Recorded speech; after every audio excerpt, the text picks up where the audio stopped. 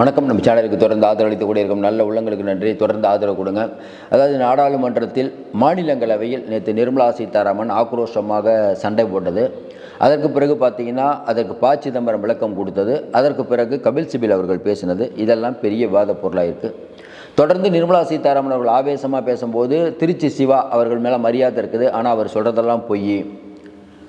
Second கட்டுற மெட்ரோவுக்கு நாங்கள் பணம் கொடுக்கறதா சொல்லவே இல்லை அப்படின்னு தமிழ்நாடு அரசு தான் நாங்கள் தான் பண்ணுறோம் அப்படின்னு சொன்னாங்க அப்படின்னு நான் ஆதாரப்பூர்வமாக சில விஷயம் சொல்கிறாங்க. இன்னொன்று, எப்போயோ முடிஞ்ச ஜல்லிக்கட்டை எடுத்து ஜல்லிக்கட்டுக்கு தடை விதித்தது காங்கிரஸ் அரசுங்கிறாங்க. அதுவும் தப்பு. பீட்டா அமைப்புங்கிறத தான் கேஸ் போட்டாங்க. அந்த பீட்டா அமைப்பு ஆர்எஸ்எஸ் பின்புலம் கொண்டதுங்கிறத மாதிரியான செய்திகள்லாம் வருது. அதுக்கப்புறம் பார்த்தீங்கன்னா நாங்கள் தான் ஜல்லிக்கட்டுக்கு அனுமதி கொடுத்தோம்னாங்க. அது பெரிய போராட்டம் உங்களுக்கு எப்படி நடந்ததுன்னு தெரியும். அது கொடுக்கலன்னா பெரிய ரணகலமாக இருக்கும். அதனால் கொடுத்தாங்க. அதுக்கப்புறம் விளக்கம் சொல்ல சிவா அவர்களுக்கு சாயங்காலம்ட்டாங்க. அதனால் அந்த விவாதம் நிறுத்தி போச்சு. ஆனால் நிர்மலா சீதாராமன் தமிழகத்துக்கு கொட்டி கொட்டி கொடுக்குறாரு மோடி அப்படின்னு சொல்கிறத தமிழ்நாட்டில் இருக்கக்கூடிய யாருமே ஏற்றுக்க மாட்டாங்க. அதை பற்றி நம்ம பேச போகிறோம். அதுவும் இல்லாமல் A1 தொழில்நுட்பத்தால் இந்த வேலைவாய்ப்பெல்லாம் குறையாது, பிரச்சனையே இல்லைன்னு ஐயா மோடி போய் ஃப்ரான்ஸில் பேசினார். இப்போ அமெரிக்காவுக்கு போகிற அங்கேயும் பேசுவார்னு நினைக்கிறோம். அதற்கு கபில் சிபில் அவர்கள் A1 தொழில்நுட்பத்தை பற்றி ஒரு தெளிவான ஐடியாவே நிர்மலா சீதாராமன்ட்ட இல்லை, அதை பற்றி என்ன தெரியுமா அப்படின்னு அவங்க ஒரு கேள்வி எழுப்புகிறாங்க. அதற்கு பிறகு ப. சிதம்பரம் அவர்கள் உணவு பணவீக்கத்திலிருந்து எல்லா பணவீக்கமும் கீழே இறங்கிடுச்சு. இன்றைக்கி இருக்கக்கூடிய சூழ்நிலையில் ப. சிதம்பரம் சொன்ன ரொம்ப முக்கியமான விஷயம் நாடாளுமன்றத்தில் நம்ம என்ன பார்க்குறோம்னா, நீங்கள் 2,05,00,000 மக்கள் இந்த வருமான வரி உச்சவரம்புனால் பலனடைவாங்கன்னு சொல்கிறீங்க. அதில் பலனடையக்கூடியவர்கள் அவர்கள் ஏழைகள் மட்டுமல்ல, நடுத்தர மட்ட மக்கள் இல்லை, கிட்டத்தட்ட பார்த்தீங்கன்னா பணக்காரர்களும் 50% அதில் பயனடைகிறார்கள். ஆனால் நீங்கள் என்ன பண்ணியிருக்கணும் அப்படின்னா ஜிஎஸ்டியை குறைச்சிருக்கணுங்கிறார். இந்த நேரத்தில் நம்ம ஒன்று சொல்கிறோம். ஐயா அண்ணாமலை 2 நாளைக்கு முன்னாடி சொன்னார், விஜய்க்கு நாலேஜே இல்லை, 2 படித்தவங்களை பக்கத்தில் உட்கார வைக்கணும், ஜிஎஸ்டியை குறைக்கணுங்கிறார் பட்ஜெட்டில். அது பட்ஜெட் கூட்டமாக ஜிஎஸ்டி கவுன்சில் கூட்டமானார். நம்ம ரொம்ப தாழ்மையோடு கேட்டுக்கிறோம். அண்ணாமலை அவர்களுக்கு பொருளாதாரத்தை பற்றி தெரியுமா, இல்லை ப. சிதம்பரம் அவர்கள் பெரிய ஆளா? நீங்களே சொல்லுங்கள்.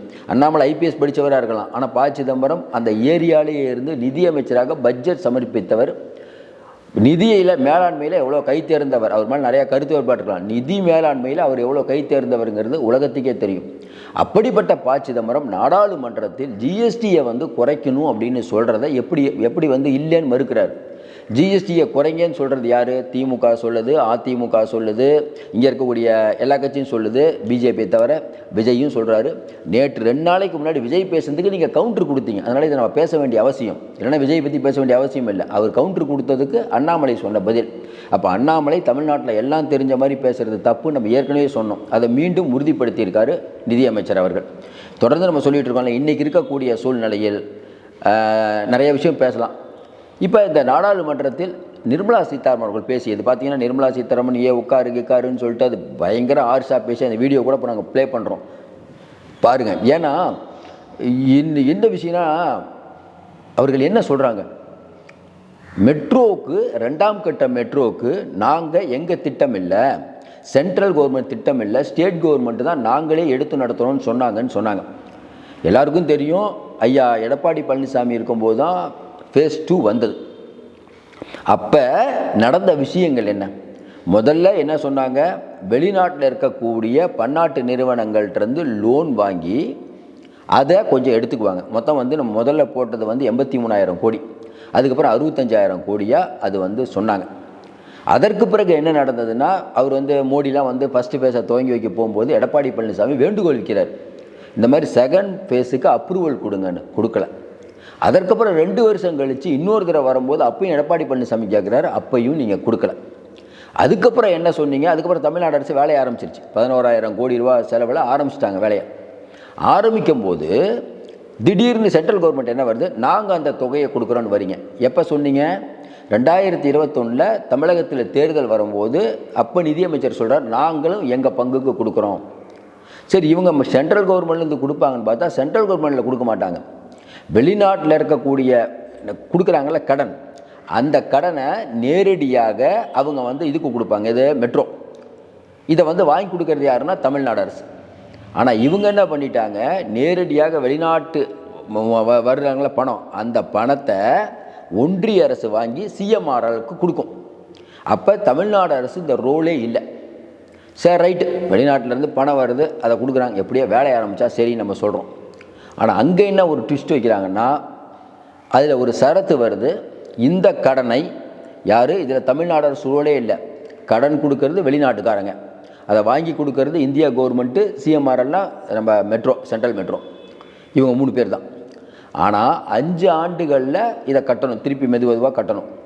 5 ஆண்டுகளில் ஒருவேளை சென்னை மெட்ரோ கட்ட தவறினால் அந்த அந்த அந்த காசை தமிழ்நாடு கொடுக்கணுங்கிறாங்க. ஒன்றுமே புரியல. ஏங்க கடன் வாங்கி கொடுத்து நீங்கள் இதில் தமிழ்நாடு கவர்மெண்ட் எப்படி வந்தது? இதை நிர்மலா சீதாராமன் ரொம்ப சிரிக்காமல் சொல்கிறாங்க, இல்லை இது தமிழ்நாட்டுக்கு எல்லாம் கொடுத்துட்டோன்னு நம்ம சொல்கிறோம். திமுக அவர்கள் மீதையும் நிறையா விமர்சனங்கள் இருக்கும். ஆனால் தமிழகத்துக்கு பிஜேபி என்ன கொடுத்தது? இந்த பட்ஜெட்டில் என்ன கொடுத்தது? சரி ஐயா, போன பட்ஜெட்டில் என்ன கொடுத்தது?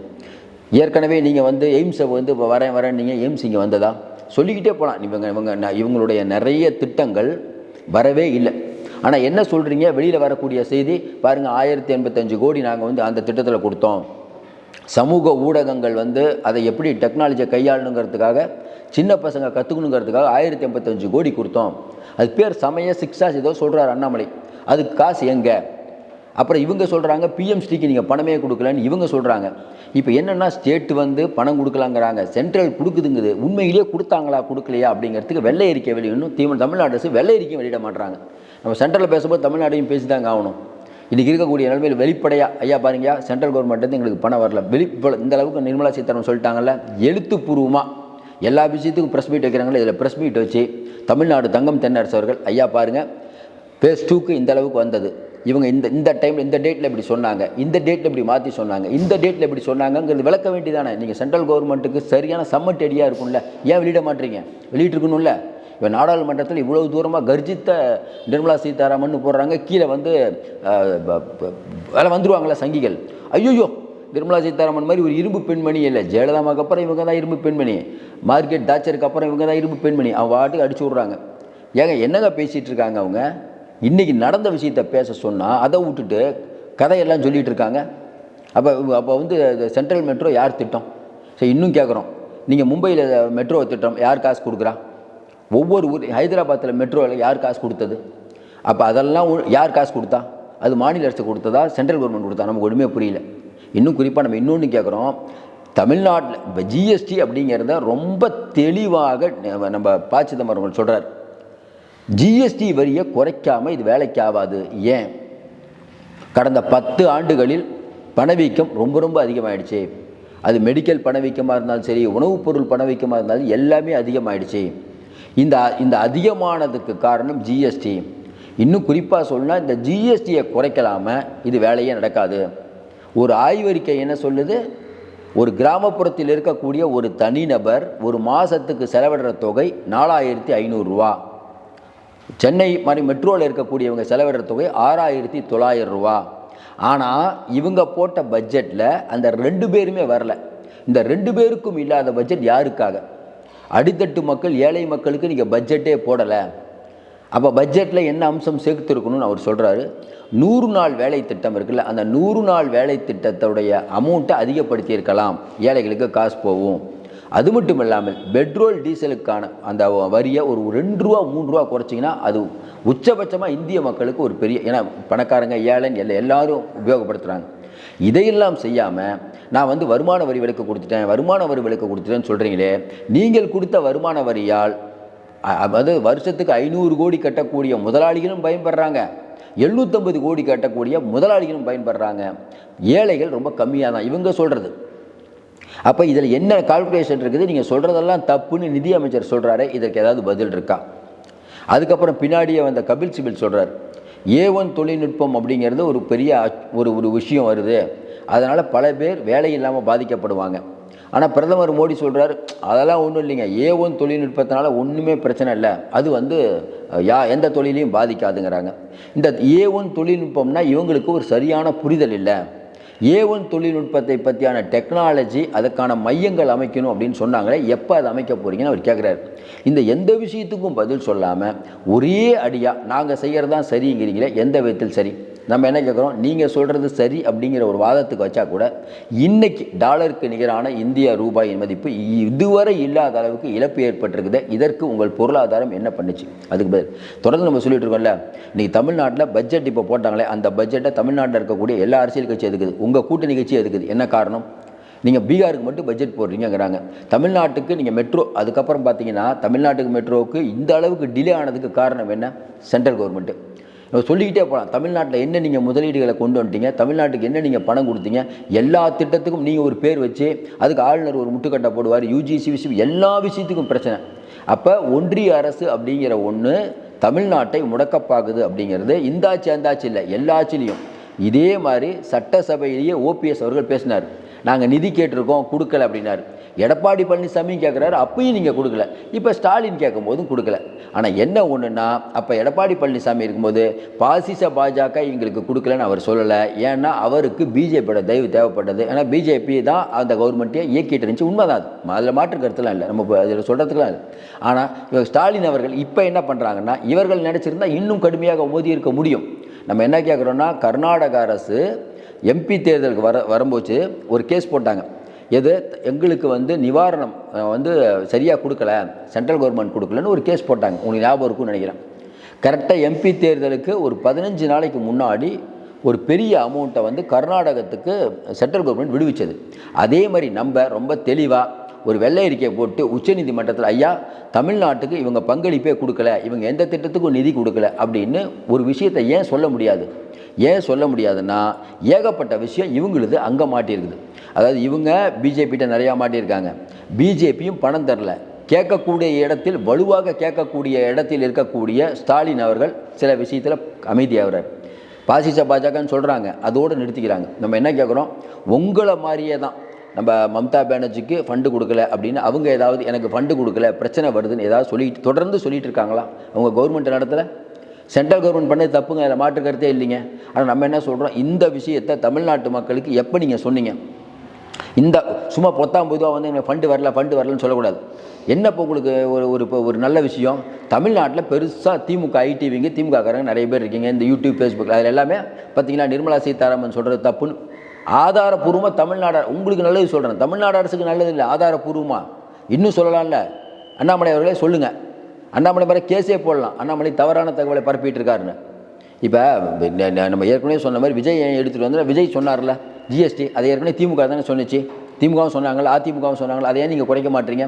இந்தியா முழுக்க இருக்க மக்கள் பலன் பெறுவாங்களே, அந்த விஷயத்தை ஏன் குறைக்க மாட்டீங்க? அதில் இந்த விஷயத்தை பொறுத்த வரைக்கும் நிதி மேலாண்மை சரியாக கையாள தெரியாத ஒரு ஆள் யாருன்னா நம்ம நிர்மலா சீதாராமனுங்கிறது மக்களுக்கு எளிதாக புரியும்.